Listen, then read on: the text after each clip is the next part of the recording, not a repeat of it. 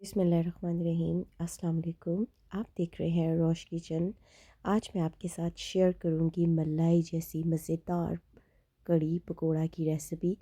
बिल्कुल एक्यूरेट और perfect recipe होगी, आपको यकीनन पसंद आएगी। तो चलते हैं हम इसकी रेसिपी की तरफ। मैंने 1 किलो दही के अंदर पानी मिलाकर उसकी लस्सी बना ली है। अब मैं लूँगी 2 कप बेसन के अंदर मैं पानी शामिल करके उसको अच्छे तरीके से मिक्स कर लूँगी।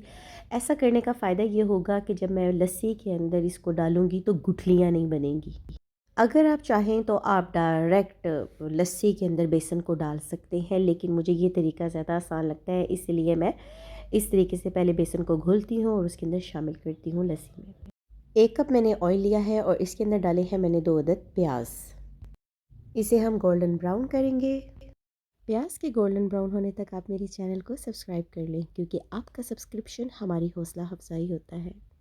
जब मेरा प्याज गोल्डन ब्राउन हो जाएगा तो मैं इसके अंदर 1 चम्मच लहसुन की पेस्ट, 1 चम्मच अदरक की पेस्ट शामिल करूँगी। इसको ध्यान से मिक्स करूँगी।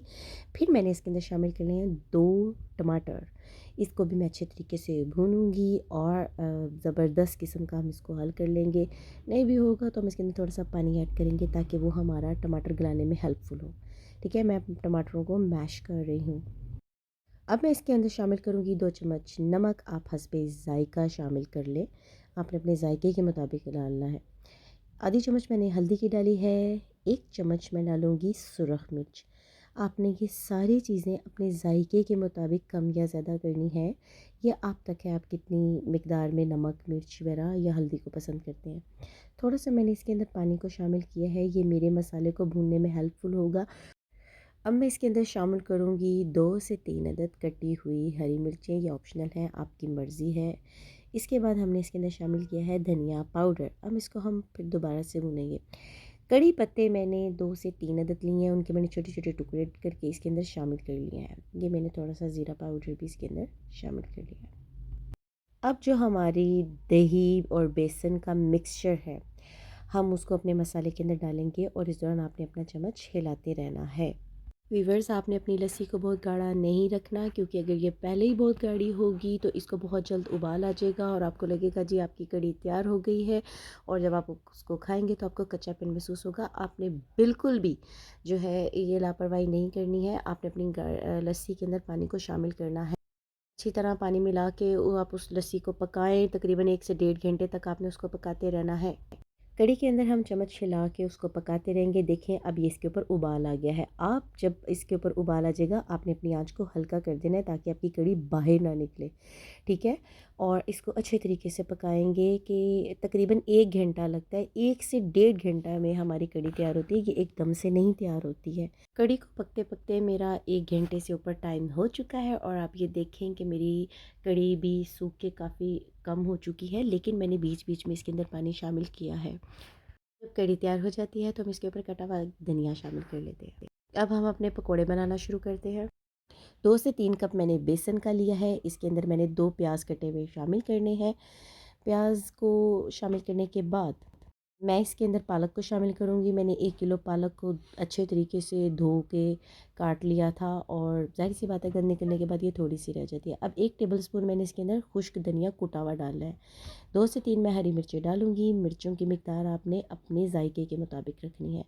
2 अदद आलू मैंने बारीक काट के डाले हैं।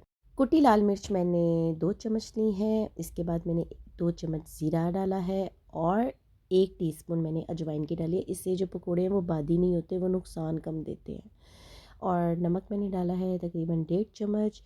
सुरख मिर्च भी मैंने डाली है, पिसी सुरख मिर्च 1 चम्मच। ठीक है, आपने नमक मिर्च की मिकदारें अपने जायके के मुताबिक रखनी है। बिल्कुल थोड़ा सा मैं इसके अंदर पानी शामिल करूँगी और इनको अच्छे तरीके से मिक्स कर लूँगी कि मेरा ज़बरदस्त सा पकोड़ों का मटेरियल तैयार हो जाए। बहुत पानी नहीं शामिल करते हैं। ठीक है, 2 कप मैं इसके अंदर ऑयल डालूँगी, और जब ये मेरा ऑयल गर्म हो जाएगा तो फिर मैं इसके अंदर जो ट्रेडिशनल तरीका है पकोड़े बनाने का, पकोड़े बना लूँगी। जब आपने पहले पकोड़े डालने हैं तो आपकी आंच तेज़ होनी चाहिए, और जब आपने अपने पकोड़ों को पलटना है तो आपने अपनी आंच को मीडियम टू लो कर देना है, ताकि आपके पकोड़े अंदर से अच्छे तरीके से पक जाएं, कच्चापन महसूस ना हो उसके अंदर। जब तक मेरे पकोड़े तैयार होते हैं, अगर आप मेरे चैनल के ऊपर नए हैं तो आप मेरे चैनल रोश किचन को ज़रूर सब्सक्राइब करें, और अगर वीडियो अच्छी लगती है तो लाइक एंड शेयर भी ज़रूर करें।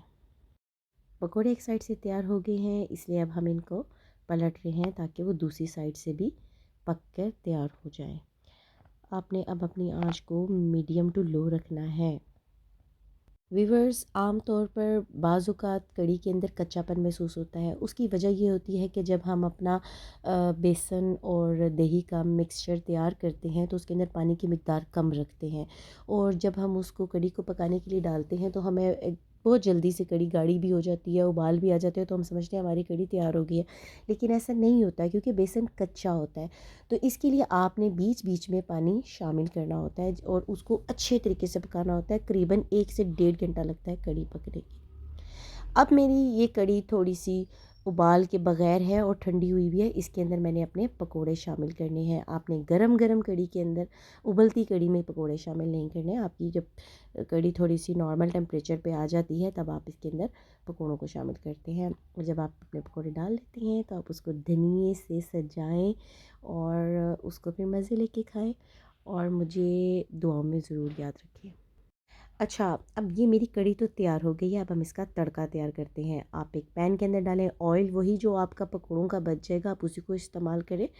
उस ऑयल को इस्तेमाल करने में कोई हर्ज नहीं होता। अब इसके अंदर मैं शामिल करूँगी 2 टेबलस्पून ज़ीरा। बहुत ज़बरदस्त जायका देता है ज़ीरा, तला हुआ ज़ीरा ख़ास तौर पे। आपने इसको ऑयल के अंदर फ्राई करना है। मैं मस्टर्ड ऑयल यूज़ कर रही हूँ, सरसों का तेल यूज़ कर रही हूँ, जिसकी वजह से आपको झाग महसूस होगी, तो आपको परेशान होने की ज़रूरत नहीं है। आप जो आम ऑयल यूज़ करते हैं आप उसको यूज़ करें, ठीक है। सरसों का तेल बहुत अच्छा होता है सेहत के लिए। अब आप इसके अंदर थोड़ी सी साबुत लाल मिर्च शामिल करेंगे, गोल वाली शामिल करेंगे, जिसे ददड़ा मिर्च कहते हैं। तो आप इसके अंदर शामिल कर लें, 8 से 10 दाने आप उसको शामिल कर लें। और आपने बहुत ज़्यादा इसको जो है ना फ्राई नहीं करना, वरना वो काली हो जाएंगी। थोड़ा सा इसको आप फ्राई करते हैं और इसके बाद आप अपनी कढ़ी को तड़का लगा लें और इसको खाएं, खुशी से इंजॉय करें। मुझे उम्मीद है कि आपको मेरी कढ़ी की वीडियो अच्छी लगी होगी, आपको पसंद आएगी। अगर आपको मेरी वीडियो अच्छी लगे, अगर और आप इस जब कढ़ी को ट्राई करें और आपको ये जायका अच्छा लगे, तो आपने मुझे ज़रूर मैसेज करना है, मुझे बताना है कि आपको ये कढ़ी कैसी लगी है।